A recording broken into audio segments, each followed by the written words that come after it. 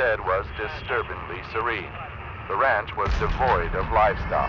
Instead, 13 men, all dressed in plain white clothes, were sitting in chairs spread throughout the property. Each one was wearing a simply broken belt, a pair of sunglasses, and holding a copy of King James' Bible.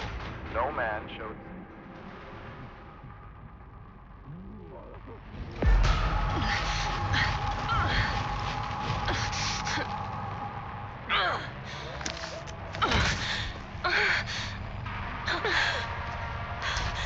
What's going on? What is this place? Just keep moving, Connie. Those animals.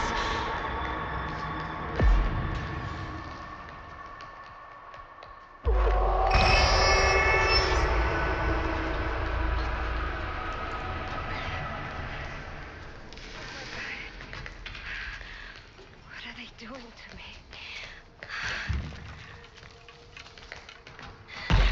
No, careful.